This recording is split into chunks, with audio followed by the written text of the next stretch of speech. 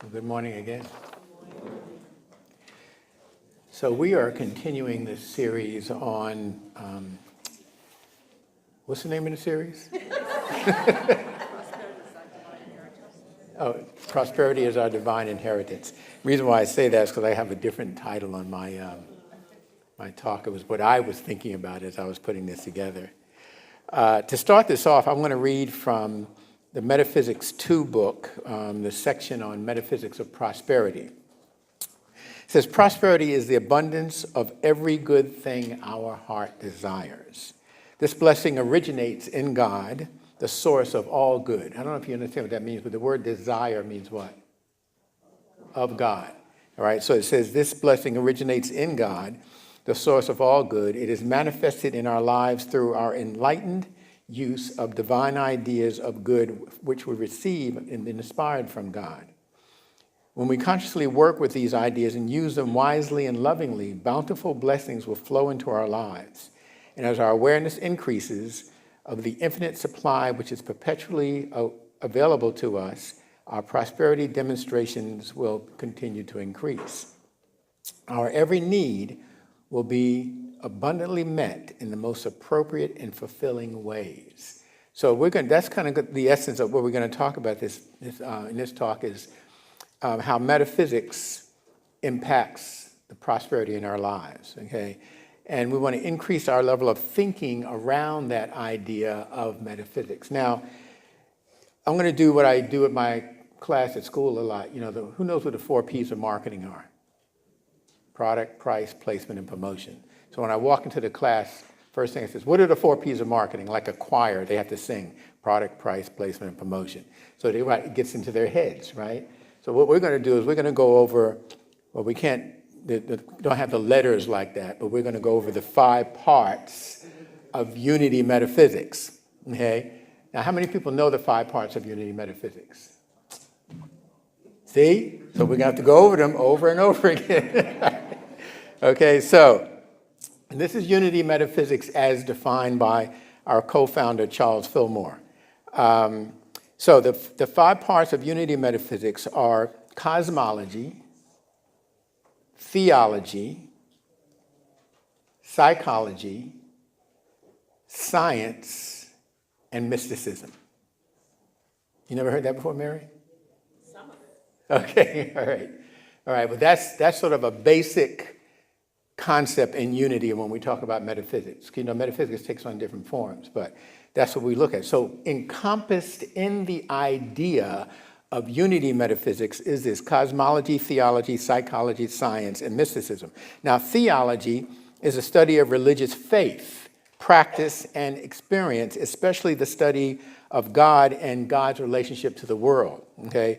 Now, from a philosophical, notice that word, from a philosophical perspective, psychology is the branch of metaphysics that studies the soul and the mind and the manner in which the experiences in our lives and the thoughts of our mind contribute to the well-being or lack of well-being in our lives, okay? Now, science, of course, is the observation, identification, description, experiential investigation, and theoretical explanation of phenomena. And we're going to talk more about the idea of phenomena in our minds a little bit. And mysticism is the belief that direct knowledge of God, spiritual truth, or ultimate reality can be attained through subjective experiences such as intuition or insight, and they can be enhanced by the practice of meditation and prayer. So when you talk about mystical ideas, you know, we get those through intuition. And you can increase that process the more time you spend in prayer and meditation. And we're going to explain, you know, I know this is a lot to take in, but we're going to explain this throughout this talk. Now, each of these disciplines are integrated into every lesson that we teach here in one way or another. However, cosmology, you notice I didn't define that yet, okay? Cosmology is a discipline that's really central to today's lesson. Cosmology is a study of the physical universe. And before I say this, it'll sound confusing, but we'll explain it, all right? So cosmology is a study of the physical universe considered as a totality of phenomena in time and space. Now, in other words, what is the impact on my life of all the experiences I've had throughout time and space?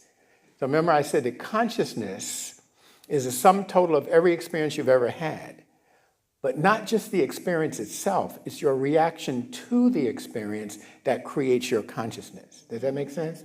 Okay, so in Kantian philosophy, the definition of phenomenon is the appearance of an object to the mind as opposed to its existence in and of itself, independent of the mind.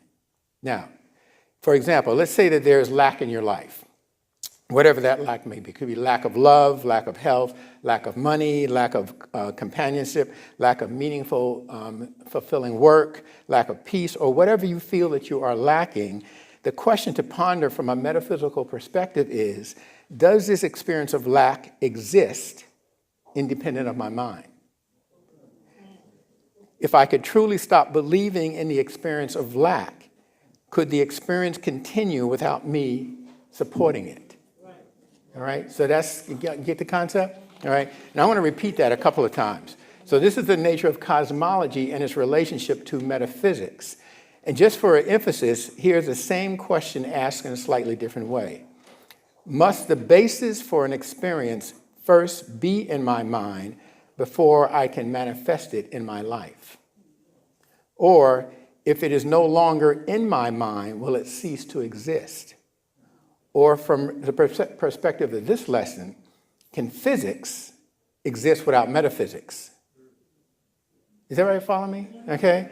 Now, can you have the physical experience without first having the thought which imagines, creates, and supports the physical experience? Now, in a lot of ways, we'll think about that. We'll say, well, yeah, the person who developed that chair had the thought, and then the thought manifested as he created the chair. Or all of these wonderful apps that are coming out, and all the stuff in technology that's coming out. Somebody had that in their mind first, and then it manifested, like that telephone that's going off right now. Okay. So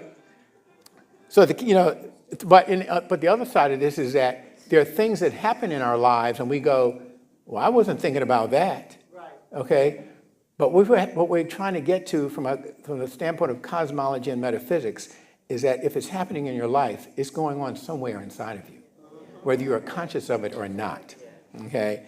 So, now that's a bit of redundancy, with those different questions, but hopefully it'll help us understand the role of cosmology and it plays in unity metaphysics. Okay? Now, our perceptions cause us to establish a mental condition which continues to support and perpetuate what we believe to be the physical circumstances in our lives. In other words, if something is happening, we want to stop it from happening, but the very fact that we're dealing with it causes it to continue to perpetuate, continue to happen, okay? So, in other words, if your perception is that because you have no job, you are jobless, it establishes a mental condition which makes it difficult to find a job. Or if your perception accepts the negative report, you get a report about your health, and your perception accepts that report as being a true reality, then it makes it difficult for you to become healed. Okay, so it's like the idea of just between being poor and being broke. Poor is a mental, emotional condition. Being broke is just temporary. I just don't have it right now, but I know I'm going to get it. All right, so those mindsets are what's creating what's happening in our lives. But being realistic in terms of where we are in consciousness right now, our thoughts, feelings, and emotions are justifiable. In other words, if I'm experiencing this thing, it's justifiable that I'm experiencing this thing. My whole being is wrapped around what I'm experiencing right now. I'm hearing this new information, but I've got to be able to break that connection I have apart before I can, move my way through this idea. It's sort of like if you were here last week and I talked about, this is a Ram Dass idea that ego is like a box. And we're in this box, and all of the stuff of our lives is in this box. Our perceptions, our fears, our joys, our happiness, our sadness, our hates, our unforgiveness, everything is in this box, right? And that's all we know. So somebody's talking to us, and we're talking to them from the box. Okay, we can't get outside of the box. Remember I said the ego can't jump out of the ego, right? But through prayer and meditation and contemplation of spiritual ideas, what happens is all of a sudden you realize there's a door to get out of the box. Okay? And sometimes in meditation, everybody here I know has had the experience, you've had those moments, like it's called a crack in the cosmic egg, where you stepped out of the box and had experiences that were not very dissimilar from what's in the box. And that's what Jesus meant when he says, when you discover the truth will set you free from the box. Okay? But what Ram Dass says is really interesting, though, is that because we have to exist in this world with friends and relatives and everything, we have to go back into the box in order to deal with each other. You get what I'm saying? Otherwise, people will be going, who are you? Right? Okay? But what will happen over time is the box will not be this dark place that we're in. We'll get windows in it, and we have this door, and now we know where the door is, and we know how to go out, in and out of the door. Okay? And then over time, as we evolve, we'll begin to understand that there is no box. The box is an illusion. Our ego is an illusion. The way we perceive ourselves is all an illusion. All right? Now I'm going to keep working with that, right? Because the reason I'm going to keep working with it, because I want to understand it better, you know? And that's when you hear me, go over ideas over and over again, is because I myself don't fully understand it, and I'm trying to get a better grasp of what it's all about, okay? So this idea, and Pam always said to me, you didn't lose your place this time, but I just lost my place, so I got to find out where I am, right? Okay, so let me just say again. So the idea of how we are now is what I just said. It's justifiable according to where we are now. We can't negatively judge ourselves for being who we are, and how we experience and how we react to life. But what we're exploring here today is, from a metaphysical perspective, even though you may be experiencing some challenging circumstance in your life, they are not your true reality. They are not the truth that you could be experiencing from an expanded consciousness. They're our reality right now, because this is all I've ever known. Remember I said to you, when we interact with each other, we're not interacting with each other in this moment, we're interacting with our history. Everything that happened to us is at this moment right now while I'm talking to you, okay? So the key here is we're saying that's okay, but we're learning that there is another dynamic. There's another reality that we can move into. So in other words, if your physical reality says, I don't have enough money, or whatever it is you feel you're lacking in your life, it doesn't negate the fact it doesn't negate the metaphysical truth that God is the source of my supply. All my being is saying, well, I don't have enough money, or I may not have enough money, or I may not, whatever it is. Those of us who are getting up in age and say, well, I'm not going to be able to do what I used to do, all that kind of stuff. Those are things that we say, but Pam showed me a video yesterday of a 72-year-old woman who was lifting weights and all this. But I said to Pam, remember, Carol, who comes to the club every day when I'm there, is 82, and she's still doing everything she used to do, right? Because her mind is, this is what I've always done.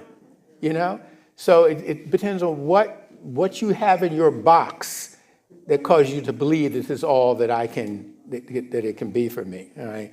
So and then if your metaphysical reality may be that your body's not experiencing health, but from a practical experience, your body may be saying to you, my body's not experiencing good health. But we have to understand that we have within us the perfect Christ body. And the reason why I'm hesitating, because I read last night from Paramahansa Yogananda's explanation of the Bhagavad Gita, this incredible explanation of the layers of things that happen before we get to the skin. You get what I'm saying? So before you get to the skin, there are layers of things behind that, and one of those layers is absolutely perfect. Okay? And so when we do have illness and when we become healthy, we get over the illness, it's not the medicine, material medica, and all these things helped.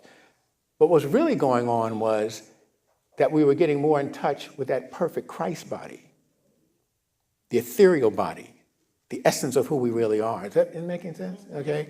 So if we had that in mind, say, okay, well, I'm experiencing this, whatever it is, but I know that I have within me the perfect Christ body. All right. And so in my meditations, it's for me to move into that idea. Not so much, God, please heal me, but God, help me to know that I am already whole and get in touch with that wholeness. So that's sort of the dynamic. And so, if you're going through this idea of, your physical reality being, I am unworthy, I do not deserve. I do this talk with my students all the time because it's interesting how these 18, 19-year-olds are going through this, 17, 18, 19-year-olds are going through this thing of feeling unworthy. All right? So my whole talk is, integrated into marketing and these business ideas is this whole thing about, their personal worthiness. All right? So that's the concept, when you say I'm not worthy, but you got to understand that you're the son, you're the daughter of a living God. You're the essence of what God is. You're made out of God's stuff, okay? And so it's beginning to just get in touch with it. So the study of unity metaphysics is the study of our physical reality and how that reality relates to the question, what is the truth? Or from a more personal metaphysical way of putting it, what is my truth? Okay, if you say something like I am angry or I'm upset or I'm scared or whatever those things are, you got to get to a point where you say, but you know what? Yes, I feel that, but that's not my truth. That is what my emotions are telling me right now. That's what my perceptions are telling me right now, but that is not my truth. Okay, and regardless of the appearances, experiences, or whatever's going on in your life, that is not your truth. You're the living expression of God. That's what we all are. We are the living expression of God. And even when we find ourselves talking about others in negative ways, especially, when I'm talking about the news, we got to also realize that that is also a living expression of God. Okay? We are all the Christ who have forgotten who we really are. That's the essence of it, okay? And I'm not saying don't do those things. It's fun to sit around and talk about people, right? So just do what you feel to do, right? Okay?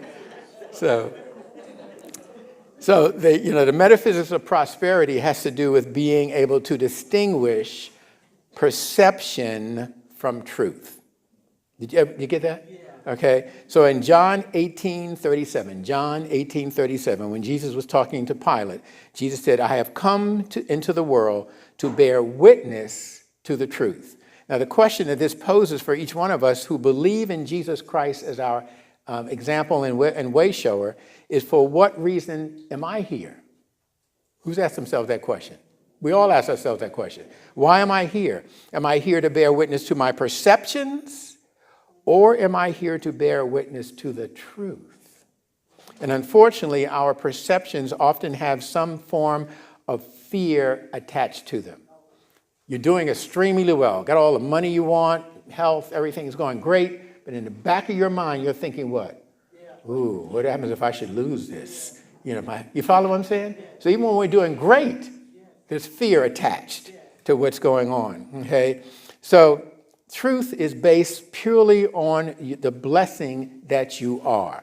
In other words, so all the things we say, I can't remember this statement about, what is it we say in traditional, I'm a sinner, but remember that thing we just, blessing of God, whatever. But instead of this idea in traditional Christianity that we would say we're sinners, that we are blessings, right? I am a blessing. And there's more to it than that. It'll come to me, hopefully maybe before this is over, but it's that I'm a wonderful blessing. But we've been told all our lives, in the Christian faith especially, that we are sinners. It seems silly to us now, but when we're in that, it was like, oh yeah, me, I'm in trouble, right? Okay. Now, and the point, of our spiritual development is, we're sort of like Pilate, asking the truth. Jesus said, I've come to bear witness to the truth. And Pilate would say, but what is truth? Okay? Or more specifically, what is the truth I am here to bear witness to? My own truth or the truth that God is? And up to this point, we've been bearing witness to our own truth because that's all we knew. We're in the box. And all we know is the truth that's in that box. You get me? All right? But the door is open, and we stepped out of that door, and we began to learn there's another truth, a truth greater than what's in this box. And the truth that Jesus was referring to is a truth that transcends or has the power to transform physical truth. Did everybody catch that? All right? All right, and this is how metaphysics trumps physics. Metaphysics trumps physics. Physics says this is what is happening. But metaphysics says if I'm operating from a higher level of consciousness than what is happening, I can change that is happening. Okay? And the revealing word defines truth as the absolute. Absolute means perfect in quality and nature, complete, pure. Truth is that which is in complete harmony with God. It is the divine principle, that which is, has been, and ever will be. Truth is that which eternally is, just as we say God is. The truth of God is pure reality, the same yesterday, today, forever. And it's what we read in Hebrews 13:8. Jesus Christ is the same yesterday, today, and forever. So the power in that is, sometimes we think, well, God, what happened? Nothing happened with God. Something happened with me. Something happened with my perception. All right? And so think about the circumstances in your own lives right now. Are there things going on for you right now that cause you to wonder and ask, in comparison to what is happening in my life, my body, my mind, right now, is there a higher truth, a higher possibility for me? Yeah? Okay? How many people had pain that is no longer there? Okay? How many people are still having pain? Yeah, we know, okay? The key is to get your mind to know that you can transcend that. It has to be a belief that is so deep in you that even when you are in the worst pain, you know that there is something higher than this. Okay? I think I shared with you the pain that many of you know that I suffered with for that 6 months. The thing that causes it is still there, but there is no pain. Okay? Notice I said it took 6 months. It takes what? However long it takes. But what I learned from that, I know I've shared this with you before, the reason why it took so long is because I kept wanting to get well so I could go back. Go back to what I was doing. Exactly. It hung in there until I began to realize I can't go back. Does it make sense? So if you're struggling with something, you got to ask yourself, what is this really trying to tell me? That's what you want to get to. What is it really trying to tell me? Like the Native Americans would gather around a person who's sick, and they would walk around and keep walking around until that person could tell them what they really was trying to say. And once they could come up and bring up and say what they really want, then the illness went away. Yeah, they say, what are you not telling us? Yeah, what are you not telling us? Okay? And so it's the same with your own body. You got to ask, what is it that you're not saying? What is it you want me to understand? Does that make sense? Okay? And then, you may, are you wondering, how can I bear witness to the higher truth in the face of what is occurring in my life right now? Okay? Or in other words, how can I come to know the truth that I'm abundantly supplied if that's not my experience? How can I come to know the truth that I have the perfect Christ body if that's not my experience? Well, metaphysically, prosperity is based on the conscious realization that God's abundance is the background of our mind. All right? It is the ground of your being. And again, in talking with my Jesuit friend, we were emailing back and forth, and he said to me, which I thought was so powerful for a Jesuit, he said, God is the ground of our being. Okay? And we know the verse that says, take off your shoes, for you are standing on holy ground. And the reason why I take off the shoes from your feet, because shoes represent man's understanding. Right? So take off the shoes from your feet means as you are going into prayer, take off your understanding, your intellectual understanding of what you think is going on. And you have to stand purely with your bare feet on holy ground so you can receive the message from God. And that burning bush is saying, here's the answer. It's a burning desire, and you'd want to give you the answer. But if you're standing there in your own understanding, you won't get it. Okay? So therefore, from this place in consciousness, I didn't give you all three. So God is the background, and the manifestation, what's going on out here in this world, is the foreground of your mind. But there's the midground. And the midground is where, when you receive these divine ideas from Spirit, they come into the midground, but they come in and they will take on the shape of what is going on in that midground and then manifest into the world. So the same divine potential could enter into every one of our minds and manifest out here in totally different ways. Okay? So if you want the answer to the prayer, the best thing to do is have nothing going on in the midground. Otherwise, it's going to take on the shape of that which you're thinking about or that which you are fearful about. Okay? Does that make sense? So therefore, from this place of consciousness, midground, we can choose to look at our life experiences through the window of our perceptions and choose that reality, or we can choose to turn within, look within to the truth that God is the source of my supply, and choose that reality.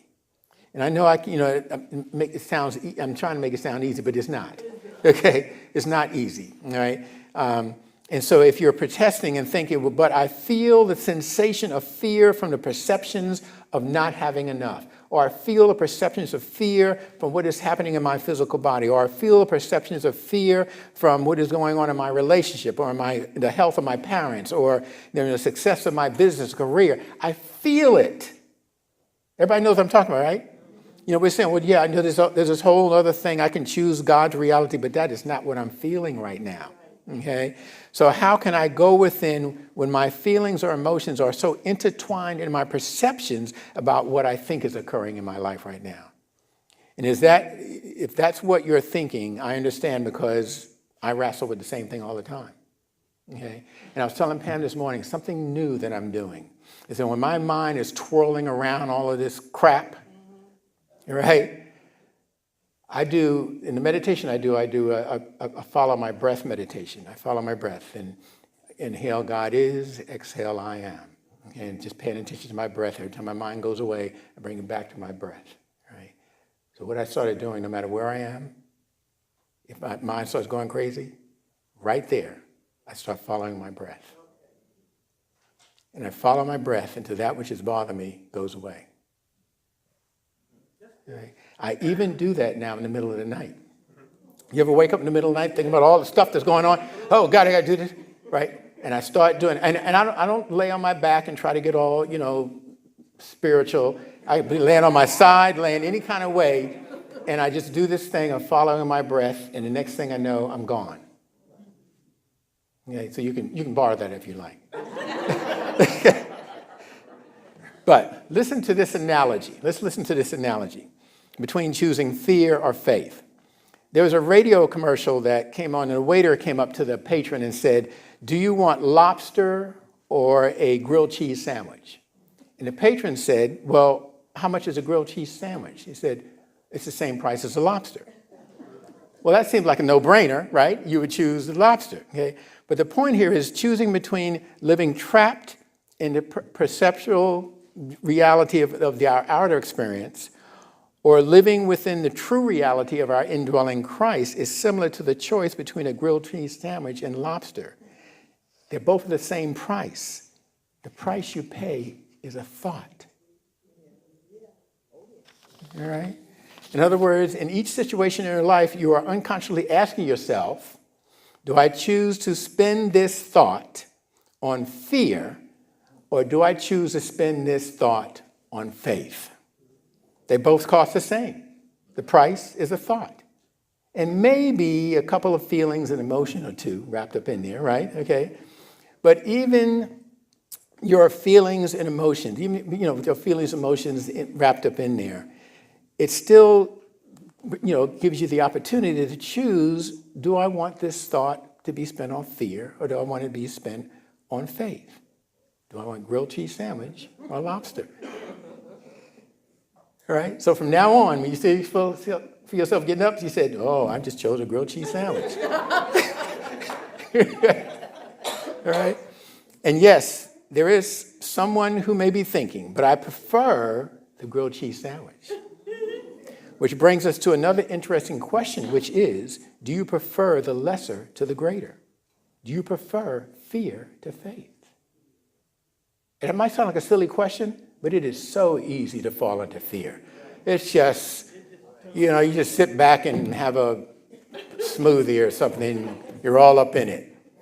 It's a whole nother choice, amount of effort to choose faith.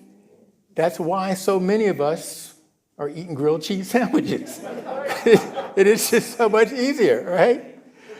Yeah, exactly, And yes, in the past, we may have been choosing grilled cheese sandwiches, and we've been choosing fear only because we did not know that we had another option, that we had a metaphysical option, which is to choose the divine reality that transcends our physical reality. That's the thing we got to get our head around, is that this stuff that I'm experiencing, as real as it feels, as much as I'm all wrapped up in it, it is not the truth. It's an illusion that I am choosing to wallow in. And I'm not putting that on you because I do the same thing, right, hon? Right? Okay. She'll tell me, what was your Sunday lesson you just taught? Right? Yeah, So it's written in the book Prosperity by Charles Fillmore. And I like this. The Father has provided you with a universal seed substance that responds with magical power to the activity of your mind. Faith in the increasing capacity of this seed substance will always reward you with the fruits of your mental labor. Okay, now here's the key though. If you use the universal seed substance faithfully to overcome the challenges in your life, it will produce an abundance of good in your life. But if you use the universal seed substance fearfully when confronted by the challenges in your life, it will produce results you may not like. It just is. It will multiply whatever you're thinking, but it has no thought about if this thinking is good or not good. Okay? That's all up to us. Okay? And you cannot ask for grilled cheese sandwich and expect it to taste like lobster. Nor can you pray to God in fear or use universal seed substance fearfully and expect a result that you'll be pleased with. And a lot of times when we go to God, we're going to God in fear. Oh, God, please. All right? And now you've realized that when you said, oh, God, please, that was a universal seed substance you just activated. And if you said that fearfully, stuff's going to happen that you're not going to like. But there's nothing there judging you. You know what I'm saying? There's nothing that's judging you saying, oh, you use that fearfully, so I'm going to give you some bad stuff. Or you use it good, I'm going to give you some good stuff. There's nothing there that's doing that. It's all in your own mind.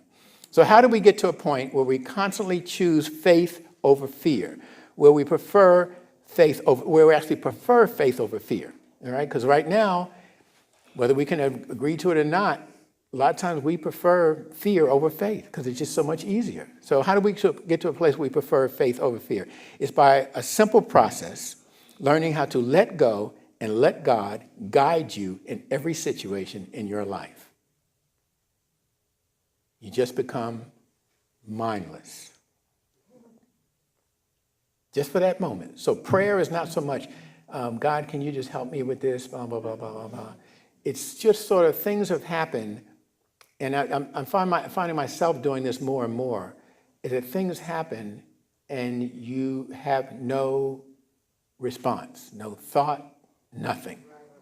Now, the people who are close to me, Pam, Patty, April, when things come up in that dimension, they know that when they say something to me about what's going on, that a lot of times I won't respond. But they understand it. And they know that I will come back later and I'll say, let's look at it this way. Okay? Because I have to let it what? Sit a bit. Percolate. See what Spirit has got to say about it. Let your soul kind of bring up some some ideas that will help you to really move forward. So this means in challenging situations, when you find yourself mentally, emotionally moving head first into a fear-producing challenge, headed towards fear instead of faith, reaching for that grilled cheese sandwich instead of lobster, stop everything, surrender your will to God, surrender to the divine, surrender to love, surrender to faith, surrender to strength and courage, surrender to the peace that surpasses all understanding. Amen. Amen.